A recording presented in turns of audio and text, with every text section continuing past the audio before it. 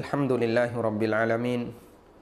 Wassalatu wassalamul atammanil akmalani alal mab'uthi rahmatan lil alamin. Wa ashhadu an la ilaha illallah wahdahu la syarikalah. Wa ashhadu anna Muhammadan abduhu wa rasuluh. Salawatu Rabbi wa salamu alaihi wa ala alihi wa ashabihi wa man sara ala nahjihi wastanna bisunnatihi ila yaumiddin. Alhamdulillah, puji syukur kita haturkan kehadirat Allah Subhanahu wa taala. Kembali bisa melanjutkan kajian di kesempatan pagi hari ini. Dan insyaallah sebagai muqaddimah kita akan sampaikan tentang penjelasan yang Allah Subhanahu wa taala sebutkan dalam Al-Qur'an mengenai Bani Israel. Seperti yang kita ketahui bahwasanya kisah nabi yang paling banyak Allah sebutkan dalam Al-Qur'an adalah Nabi Musa alaihi salatu wassalam. Bahkan sampai disebutkan dalam sebagian catatan, dzukira Musa alaihi salam fi kitabillah nahwa mi'atin wa thalathina marrah. Nabi Musa disebutkan dalam Al-Qur'an itu kurang lebih 130 kali. Sementara nabi-nabi yang lain tidak sebanyak ini. Demikian pula umat masa silam yang paling banyak dan paling sering disebut oleh Allah Ta'ala adalah Bani Israel. Padahal banyak umat yang lain yang disebutkan oleh Allah. Ada kaum Ad, ada kaum Tsamud, ada umatnya Nabi Lut, ada umatnya nabi-nabi yang lain. Namun yang paling banyak disebutkan oleh Allah Ta'ala adalah Bani Israel. Siapakah Bani Israel? Israel secara bahasa artinya adalah Abdullah.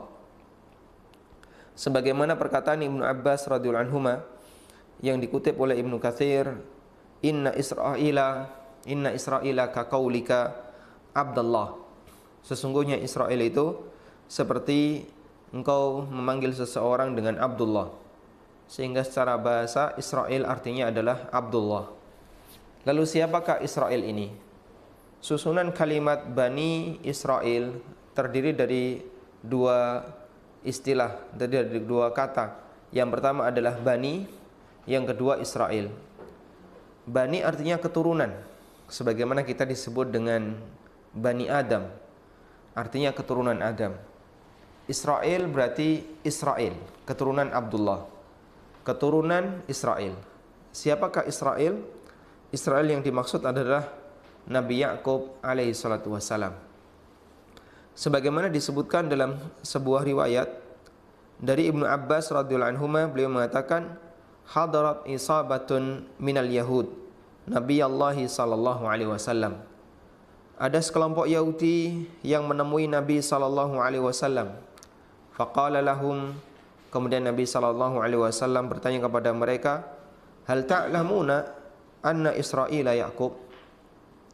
Apakah kalian tahu bahwasanya Israel adalah Nabi Yaqub?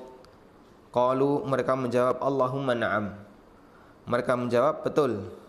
Faqala Nabi sallallahu alaihi wasallam, kemudian Nabi sallallahu alaihi wasallam bersabda, Allahumma syhad, ya Allah saksikanlah. Ya Allah saksikanlah. Artinya pemahaman beliau atau apa yang diketahui oleh Nabi sallallahu alaihi wasallam tentang Israel, yang itu merupakan Nabi Ya'qub alaihissalam, sama sebagaimana yang diceritakan dalam kitab-kitab masa silam, yang itu dipahami oleh orang-orang Yahudi di zaman Nabi sallallahu alaihi wasallam. Dan Allah Subhanahu wa taala menyebutkan di surat Ali Imran, kullu ta'ami kana halal li bani Israila illa ma harrama Israilu ala nafsi min qabli an tunazzalat Taurah. Semua makanan itu halal bagi Bani Israel, illa ma harrama Israilu ala nafsi, kecuali yang diharamkan oleh Israel sendiri untuk dirinya. Min qabli an tunazzalat Taurah, sebelum Allah turunkan Taurat. Sehingga batasan halal haram sebelum Allah menurunkan kitab Taurat adalah mengikuti kebiasaan Nabi Israel, yaitu Nabi Ya'qub alaihi salatu wassalam. Seluruh makanan itu halal bagi Bani Israel kecuali yang diharamkan oleh Israel, yaitu kecuali yang diharamkan oleh Ya'qub. Min qabli an tunazzalat Taurah, sebelum Allah turunkan Taurat. Sehingga acuan sebelum Allah turunkan Taurat, mana makanan yang halal, mana makanan yang haram, itu kembali kepada kebiasaan yang dilakukan oleh Nabi Yakub alaihissalatu wassalam. Namun setelah Taurat diturunkan oleh Allah Ta'ala, maka batasan halal haram kembali kepada keterangan yang Allah sebutkan dalam kitabullah, yaitu Taurat yang Allah turunkan kepada Musa alaihissalatu wassalam. Selanjutnya, kenapa mereka disebut sebagai Bani Israel? Kenapa yang dipanggil adalah Bani Israel? Padahal ada banyak nabi yang lain. Kenapa mereka tidak disebut dengan Bani Ishak atau Bani Ibrahim atau Bani-Bani yang lain? Karena alasannya adalah Yakub alaihissalatu wassalam memiliki banyak keturunan, sedangkan Ishak memiliki seorang anak yaitu Yakub. Sementara keturunan di bawahnya semuanya berasal dari Yakub, sehingga ada banyak sekali keturunan setelah Yakub, sehingga mereka menjadi sebuah klan yang cukup besar. Maka mereka dinisbahkan kepada Yakub alaihissalatu wassalam. Dan Allah panggil mereka dengan ayah mereka, ka'ayyakula, sebagaimana seolah-olah Allah subhanahu wa ta'ala mengatakan kepada mereka, ya bani al-abdis saleh al-muti' lillah kunu mithla abikum fi mutaba'atil haqqi. Wahai keturunan hamba yang saleh, wahai keturunan orang yang taat kepada Allah, jadilah seperti bapak kalian, orang yang taat kepada Allah, orang yang saleh dalam mengikuti kebenaran. Sehingga panggilan Bani Israel itu adalah nida'u tashrif, panggilan yang di situ tujuannya untuk mengajak mereka menjadi lebih mulia, sehingga yang disebutkan adalah nama bapaknya. Yang bapaknya ini adalah seorang nabi, Nabi Yakub alaihissalatu wassalam, orang yang saleh, agar memotivasi Bani Israel untuk mau menerima kebenaran, menjadi orang yang saleh, meniru bapaknya. Karena itulah disebut dengan Bani Israel, meskipun ada banyak penyimpangan pada diri mereka. Disebut dengan nama orang yang saleh meskipun ada banyak penyimpangan pada diri mereka. Tujuannya adalah agar mereka mau menerima kebenaran yang dibawa oleh Nabi sallallahu alaihi wasallam. Dari sinilah kita bisa memahami kenapa Bani Israel adalah nama umat yang paling banyak disebutkan dalam Al-Quran. Sebagian ulama mengatakan karena mereka banyak tinggal di sekitar Jazirah Arab, terutama di Madinah, dan keberadaan mereka sangat mempengaruhi penerimaan masyarakat terhadap dakwah Nabi sallallahu alaihi wasallam. Ada banyak sekali bani-bani Yahudi yang tinggal di sekitar kota Madinah, karena mereka membaca dalam Taurat, mereka membaca dalam kitab mereka bahwa akan ada nabi terakhir. Lalu mereka pelajari seperti apakah lingkungan nabi terakhir itu. Kemudian mereka perhatikan lingkungan nabi terakhir itu adalah tinggal di sebuah tempat yang di situ banyak pohon kurmanya. Akhirnya mereka pun mencari daerah itu dan ketemulah wilayah Madinah. Setelah mereka diusir oleh kerajaan Romawi disebabkan karena permusuhan mereka terhadap orang-orang Nasrani, sehingga berangkatlah terjadi eksodus orang-orang Bani Israel yang tinggal di Syam, kemudian pindah ke selatan, lalu mereka berdiam di sekitar Madinah. Dan mereka menyiapkan situasi seperti itu dengan cara menanam berbagai macam kurma, membuat kebun-kebun kurma, karena di tempat seperti inilah nabi terakhir itu akan diutus. Dan mereka sangat berharap nabi yang terakhir itu diutus oleh Allah Ta'ala di kalangan Bani Israel, di kalangan Yahudi. Mereka sangat berharap nabi yang terakhir itu ada di kalangan mereka, sampai mereka memberikan ancaman kepada siapapun yang menjadi musuhnya. Mereka mengatakan, besok akan ada seorang nabi yang terakhir yang akan diutus oleh Allah bersama kami untuk memerangi kalian. Sehingga membuat sebagian orang ketakutan, kalau kami harus berperang melawan nabi, pasti kami akan kalah. Padahal itu nabi terakhir yang pasti akan dimenangkan oleh Allah Subhanahu wa taala. Atas sebab itulah banyak di antara penduduk Yathrib atau penduduk Madinah asli yang mereka tafaul dengan orang-orang Yahudi yang berada di sekitarnya. Tafaul itu artinya menaruh harapan. Sehingga kadang mereka ketika punya anak, mereka taruh anaknya di kampung Yahudi. Tujuannya biar bisa dididik sesuai dengan agama Yahudi, yang mereka paham Taurat, mereka tahu aturan yang diturunkan oleh Allah dalam Alkitab.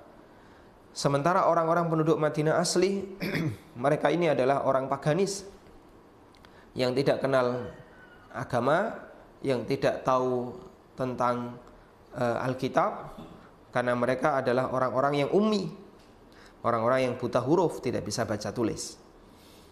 Sampai akhirnya ketika Nabi terakhir itu diutus oleh Allah Ta'ala di kalangan orang Arab yang berasal dari Mekah, maka orang-orang Yahudi merasa iri. Kenapa Nabi terakhir itu bukan dari golongan mereka, tapi dari orang lain, dari kelompok yang lain, dan bukan dari kelompok mereka. Dan diceritakan bahwa sebelum Nabi SAW diutus, ada banyak sekali rahib yang berharap jadi Nabi. Sehingga di antara mereka ada yang bertapa di kuilnya, jarang sekali keluar, kecuali hanya untuk kebutuhan tertentu saja. Ada di antara mereka yang menghabiskan waktunya untuk beribadah kepada Allah, berharap untuk bisa menjadi Nabi. Namun ternyata Allah Subhanahu wa Ta'ala mengutus Nabi terakhir itu bukan dari kalangan mereka, tapi dari kalangan seorang manusia yang gak pernah punya gambaran, tidak pernah punya bayangan untuk menjadi seorang Nabi. Makanya ketika Nabi Muhammad SAW mendapatkan wahyu yang pertama, beliau dirangkul oleh Jibril alaihissalam di sebuah gua yang bisa kita ketahui gua itu berada di puncak gunung, di puncak bukit, yaitu Jabal Nur. Artinya jauh dari pemukiman. Beliau jauh dari kedatangan orang siapapun. Tapi tiba-tiba di malam hari ada orang yang memeluk beliau, merangkul beliau, dan itu adalah Jibril alaihissalatu wassalam. Lalu mengatakan, "Iqra ya Muhammad." Bacalah wahai Muhammad. Beliau tidak kenal siapapun, beliau tidak kenal orang ini. Lalu Nabi SAW mengatakan, "Ma'ana biqari'in," aku enggak bisa baca apapun. Sampai akhirnya Allah ilhamkan kepada beliau sehingga beliau bisa membaca atau mendapatkan 5 ayat yang ada di surat Al-Alaq. Nabi SAW keesokan harinya beliau pulang. Apa yang terjadi? Apakah beliau kemudian bangga, aku telah berhasil jadi Nabi, aku telah menjadi seorang Nabi?